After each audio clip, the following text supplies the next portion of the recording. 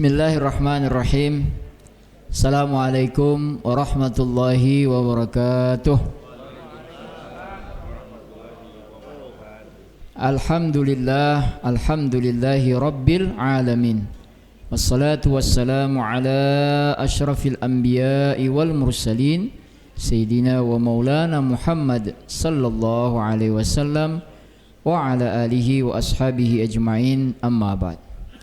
Jamaah salat tarawih witir yang insyaallah ibadah kita pada malam ini dan malam-malam yang sebelumnya diterima oleh Allah Subhanahu wa taala.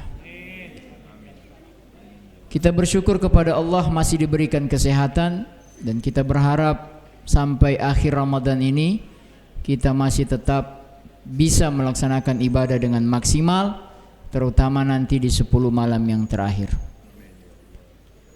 Ambil kawat dan juga tali. Kawatnya lama telah berkarat. Siapa yang berselawat kepada Nabi, insya Allah dapat syafaat. Untuk apa minum obat? Obat diminum supaya sehat. Siapa yang banyak berselawat, insya Allah dekat dengan Nabi Muhammad. Allahumma salli ala Sayyidina Muhammad wa ala ali Sayyidina Muhammad. Jamaah sekalian dirahmati Allah, sesuai yang diberikan waktu kepada saya 10 menit dari awal salam tadi sudah terpakai 1 menit 42 detik. Insyaallah kita selesai di menit ke-10. Jadi jamaah yang dirahmati Allah, tadi kita sudah sama-sama mengaminkan bahwa harapan kita yang sudah kita lakukan selama ini tadi diterima, puasanya, tarawihnya, sedekahnya dan lain sebagainya.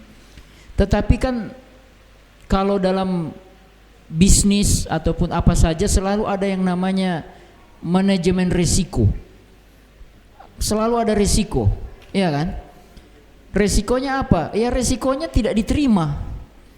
Ya. Jadi ini jadi bahan pikiran saya juga ini. Kira-kira diterima enggak ini ibadah kita?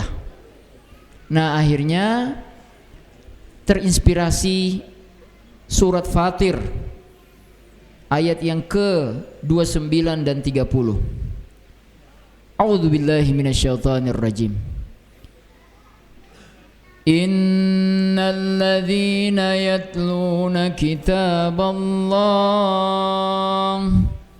wa aqamus salata wa anfaqu mimma razaqnahum sirran wa alaniyah yarjuna tijaratan lan tabur liyuwaffiyahum ujurahum wa yazidahum min fadlih innahu ghafurun syakur. Innal ladzina, orang-orang, yatluna, yang terus mengulang-ulang membaca kitab Allah, Al-Quran, wa aqamus salata, mereka juga tekun, istiqamah, tegak berdiri melaksanakan salat, wa anfaqu mimma razaqnahum, dan mereka berbagi mengeluarkan dari apa yang telah kami beri kepada mereka, sirran wa alaniyah, baik itu dalam keadaan terang-terangan maupun sembunyi-sembunyi. Yarjun, mereka tidak ada yang mereka harapkan kecuali tijaratan lan tabur, perniagaan yang tak merugi. Liwafiyahum ujurahum, maka kami akan membayarkan upah kepada mereka. Wa yazidahum min fadlih, bahkan akan kami tambahkan bonus atas rahmat dan karunia kami. Innahu, karena sesungguhnya dialah Allah, ghafurun syakur, maha pengampun lagi maha mensyukuri. Ada yang aneh enggak dari ayat ini, terutama di ujungnya? Ada enggak? Ada. Yaitu kalimat atau kata innahu ghafurun, dialah Allah yang maha pengampun. Kenapa aneh?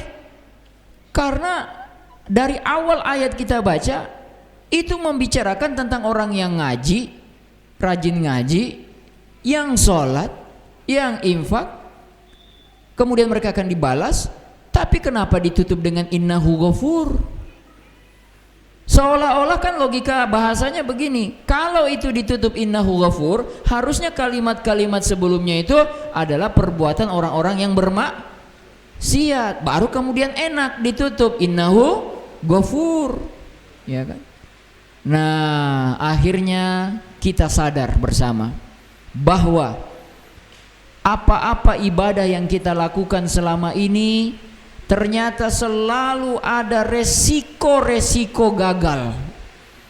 Misalnya membaca Al-Quran, berapa banyak dari kita yang serius membacanya, bahkan sampai kepada level memahami, memaknai, bahkan sampai kepada melaksanakan apa yang sudah kita baca selama berapa kali khatam di dalam hidup ini.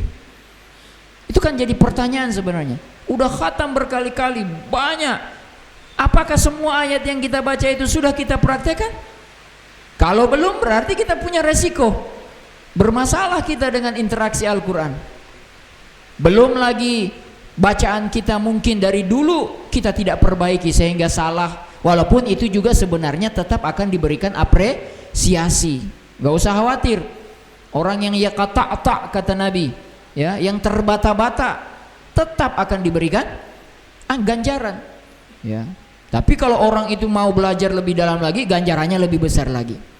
Nah, yang kedua, yang aqamus shalah, berapa banyak kita sholat itu pikiran kita melayang-layang entah kemana, ya, melayang. Ingat bukaan tadi masih ada nggak ya? Ya, ingat kunci tadi hilang dicari-cari, pas sholat ingat, ya kan? Macam-macam keingat. Nauzubillah min zalik. Kalau yang keingat itu hal-hal yang diharamkan oleh Allah. Kebayang nggak sholat kita itu kayak gimana? Lagi sholat nih, lagi menghadap Allah, yang keingat wajah entah siapa, ya. Wajah istri, oke lah. Bagaimana kalau istri orang? Bahaya. Lagi sholat loh di hadapan Allah. Bahaya banget, ya kan? Nauzubillah summa nauzubillah. Yang ketiga, infak tadi. Berapa banyak kalau kita pun infak, tarik menarik dulu, ya. Mana nih? Soekarno-Hatta atau Patimura? Ya, tahu kan Patimura yang pegang golok?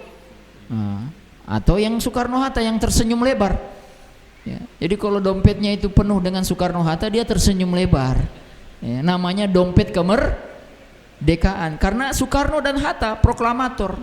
Tapi kalau dompetnya masih pegang pedang, golok, nah itu namanya dompet perjuangan, gitu.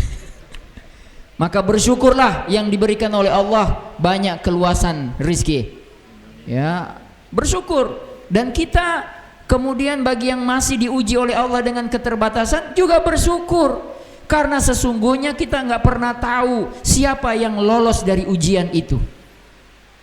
Jangan mengira orang yang diuji dengan kekurangan dia akan selalu lolos, belum tentu. Kalau dia merengut, mengutuk, dengki, tidak mensyukuri, merasa kurang, sudah pun sedikit kena dosa pula. Tapi kalau dia banyak rezekinya, banyak sedekahnya, ini dia yang dikatakan Rasulullah SAW, nikmatul abdu, ya, nikmatul apa itu hadisnya? Nikmatul mal, ya, senikmat-nikmatnya harta itu di tangan hamba orang yang soleh, ya kan? Senikmat-nikmatnya harta itu kalau dia jatuh di tangannya orang yang soleh. Cek waktu dulu ya. 9:20 detik, kita akan segera selesai. Jamaah yang dirahmati Allah, maka kita tutup ayat itu, sengaja ditutup dengan innahu ghafur, dialah Allah yang maha pengampun. Seolah-olah Allah ingin bilang begini, hai hambaku, apapun kurang-kurangnya engkau melakukan semua itu, apapun kesalahan-kesalahan kau lakukan, ngajimu salah, terbata-bata, sholatmu menghayal kemana-mana, sedekahmu juga belum ikhlas sepenuhnya, aku terima. dan aku akan mengampuni kesalahan kekurangan-kekurangan itu selama engkau tadi menggunakan fi'il mudhari terus menerus menjaga ritme, tidak berhenti sampai kemudian aku kirimkan malaikatku yang bernama malaikatul maut untuk menjemputmu, dan kemudian kita berjumpa nanti berdasarkan perjanjian kita, dan aku akan hisab kamu di yaumul mahsyar, dan nanti dengan rahmatku dan kasih sayangku bukan karena ibadahmu aku akan masukkan engkau ke dalam surgaku. Demikian barangkali yang bisa saya sampaikan.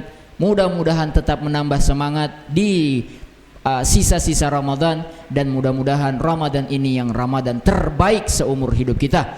Barakallahu fikum. Assalamualaikum warahmatullahi wabarakatuh.